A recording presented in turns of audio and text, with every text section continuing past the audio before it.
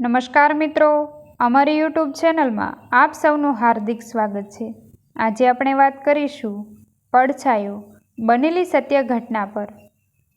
વરસાદી વાતાવરણથી ચારે બાજુ મનોહર પ્રકૃતિ ખીલી ઉઠી હતી।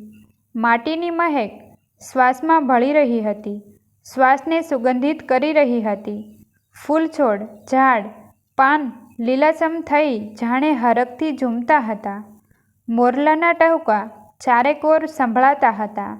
ઓરડામાં પણ વરસાદી ભેજ વર્તાતો હતો, જાણે ઈશ્વરની કરુણા જ વરસાદ બનીને વરસી રહી હતી અને સૃષ્ટિના સંતાપને ઠારી રહી હતી।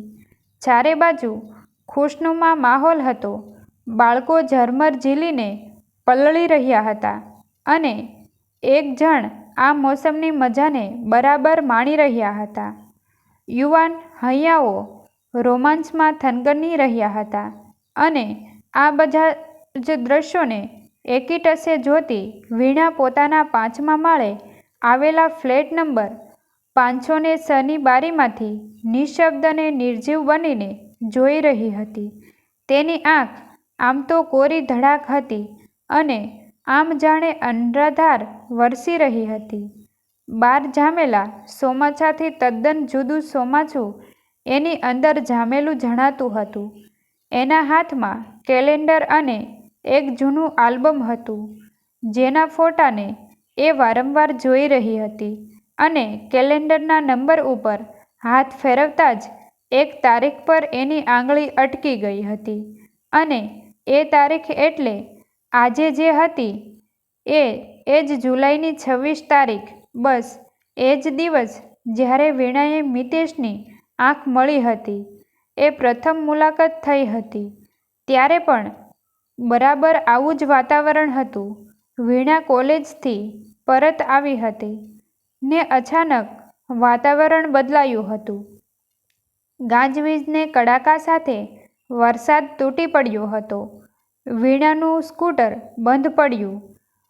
ઘર દૂર હતું અને આસપાસ કોઈ ગેરેજ પણ નહોતું। વીણાએ ઘણા પ્રયત્નો કર્યા, પણ સ્કૂટર શરૂ થયું નહોતું। વધુ પડતા વરસાદના કારણે કોઈ રિક્ષા કે બસ પણ નહોતા મળતા। ત્યારે વીણા પોતાનું સ્કૂટર સાઈડ પર ચડાવી રોડની સાઈડે નજર કરીને ઊભી હતી કે કોઈ વાહન નીકળે તો તેની મદદ માંગે। તે વીજળીના અવાજથી ડરતી તે ભગવાનને યાદ કરી રહી હતી। લગભગ આખી ભીંજાઈ ગઈ હતી। વધારે પલળવાથી તેને ઠંડી ચડી હતી। ધ્રુજતા ધ્રુજતા તે ફરી સ્કૂટર શરૂ કરવામાં મથી પણ સફળતા ના મળી। એવામાં વીજળીના જોરદાર કડાકાથી ગભરાયેલી વીણાનો પગ સ્કૂટરની કીક પરથી છટક્યો અને તેનું બેલેન્સ બગડ્યું। તે પાછળની તરફ એનું શરીર ધકેલાયું અને પડે એ પહેલાં જ બે મજબૂત ને તાકાતવાર હાથે તેને પકડી લીધી। તે પડતા બચી ગઈ। વીણાએ જરા પાછળ નજર કરી જોયું તો પ્રભાવશાળી ચહેરો અને પહેલી જ નજરે કોઈને પ્રેમમાં પાડી દે એવો આકર્ષક દેખાવ ધરાવતો, પોતાની ઉંમરથી કદાચ 1-2 વર્ષ મોટો એક યુવક તેને તેની બાહોમાં પકડી ઊભો હતો। વીણા અમુક ક્ષણ માટે તો સ્થિર થઈ ગઈ। તેને આ સપનું છે કે કોઈ ફિલ્મનો સીન સમજાતું ન હતું। પછી પેલા યુવકે જ "તમે ઠીક તો છો ને?" કહી વીણાને સંદ્રમાંથી બહાર કાઢેલી અને વીણાએ વ્યવહારિક આભારવિધિ કરેલી।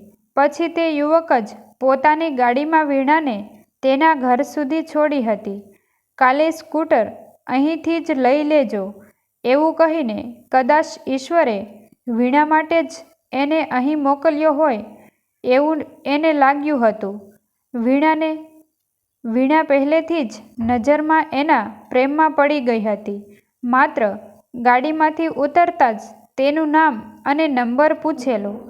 વીણાએ ઘરમાં જઈ સૌ પહેલાં ભૂલાઈ ન જાય માટે ડાયરીમાં એને નોટ કરેલા। એક નાનકડું દિલ ચીતરીને તેની સાથે નામ મિતેશ કાઉન્સમાં મિત પણ લખેલું। જોકે માએ ત્યારે ટપારી પણ હતી કે પહેલાં કપડાં બદલ, માંદી પડીશ પછી લખજે. પણ વીણા કોઈ જોખમ લેવા નહોતી માંગતી. કદાચ ને નંબર ભૂલી જાય તો? પછી એ નંબર પણ રોજ વાત થવા લાગી. વાતો કરતાં મિતેશ પણ વીણાના પ્રેમમાં પડ્યો. પરિવારને જાણ થતાં સર્વ સંપત્તિથી સંમતિ બંનેના પ્રેમને લીલી ઝંડી મળી ગઈ. બંને પ્રેમના બંધનમાંથી પરિણયના બંધનમાં બંધાયા. એકબીજાને પડછાયો થઈ ચાલવાના વચનો આપ્યા. નવજીવનની સફર શરૂ થઈ. એ એક જ ક્ષણોને ચિત્રમાં કેદ કર્યાનો આલ્બમ હતો, જે અત્યારે વીણાના હાથમાં હતો. પણ ફર્ક એટલો જ હતો કે મીઠી ક્ષણોની નિશાનીએ નિહાળતા આજે વીણાના ચહેરે ખુશીને બદલે નિરાશા હતી. તે નિરાશા નાખતી હતી. અચાનક એક અવાજ સંભળાયો, "વીણા, જલ્દી કર, ભૂખ લાગી છે." "જમવાનું? હા, લાવું છું." "અરે, આ દાળ છે વીણા, કેટલી વાર કીધું છે તને, મમ્મી જેવી દાળ બનાવ. ફટાફટ તૈયાર થા, ચાલ બહાર જવું છે." "હા, આવું છું." "અરે પાગલ, આમ કેમ સૂટ પહેરીને આવી? મમ્મી જેવી સાડી પહેર."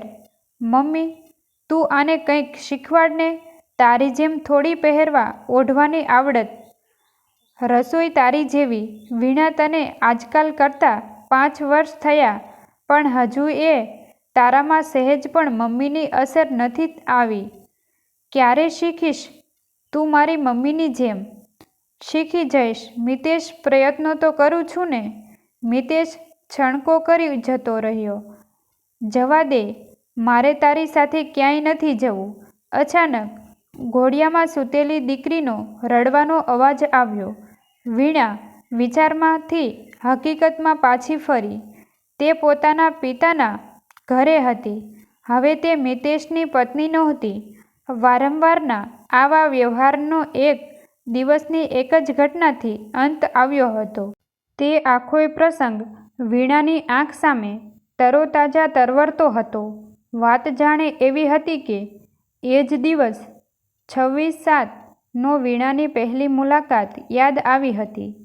વળી દીકરીના જન્મ પછી મિતેશને ઓછો સમય આપી શકતી હતી. તેથી તેણે વિચાર્યું કે દીકરીને ઘરે મમ્મી પાસે મૂકી મિતેશ સાથે મૂવી જોવા જાય.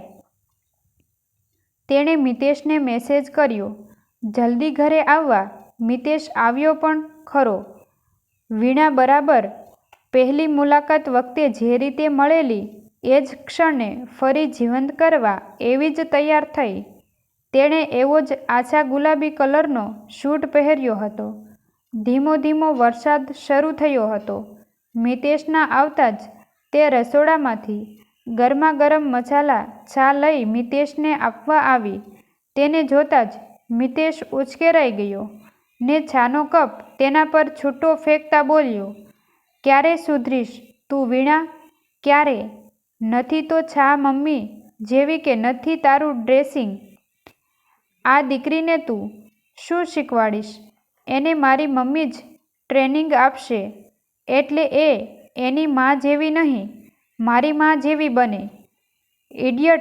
બસ એ જ વખતે વીણાનું ધૈર્ય તૂટી ગયેલું અને તેણે કહી દીધેલું, "શા માટે તારે મને તારી મમ્મી જેવી બનાવવી છે?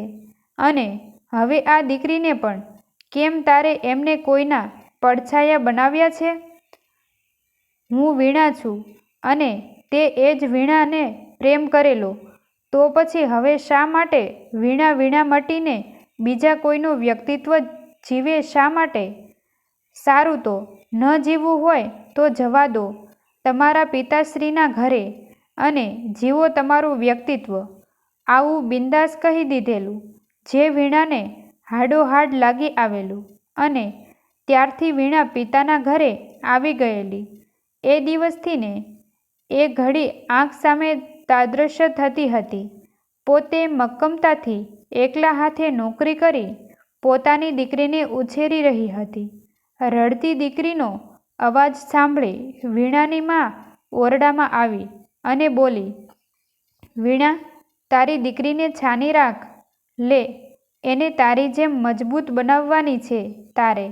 ના મમ્મી, મારી દીકરી એનું વ્યક્તિત્વ જીવશે. એ કોઈનો પડછાયો નહીં બને, મારો પણ નહીં આ પડછાયો બનવાની. એના પિતાજીની જીદ કે આદતે તો મારી દીકરીના માથેથી બાપનો પડછાયો જતો રહ્યો. શા માટે મમ્મી? કોઈને કોઈના જેવું કે કોઈનો પડછાયો? મિતેશે તો વીણાને વીણા તરીકે જ પ્રેમ કર્યો હતો ને, તો પછી એ જ વીણાને કોઈ અન્ય જેવું બનાવવાની જીદ શા માટે? મમ્મી, શા માટે? આટલું બોલતા જ આલ્બમમાં રહેલ મિતેશ પર નજર જતાં વીણાની આંખોથી ધોધમાર ચોમાસું વરસી પડ્યું અને દીકરી કોઈનો પણ પડછાયો ન બને એ રીતે જ જીવાડવાનો નિર્ણય કર્યો. તમને જો આ વિડીયો પસંદ આવ્યો હોય તો વિડીયોને લાઈક અને તમારા અન્ય સગા સંબંધી મિત્રો સાથે વિડીયોને શેર કરવાનું ભૂલતા નહીં. અને આવા જ નવા જીવન ઉપયોગી, જીવનમાં કંઈક નવું કરવાની પ્રેરણા મળે તેવા વિડીયો જોવા માટે અમારી ચેનલ સાથે બન્યા રહો. ચેનલને સબસ્ક્રાઈબ કરવાનું ભૂલતા નહીં. થેન્ક યુ મિત્રો. મળીએ છીએ એક નવા વિડીયો સાથે. આભાર.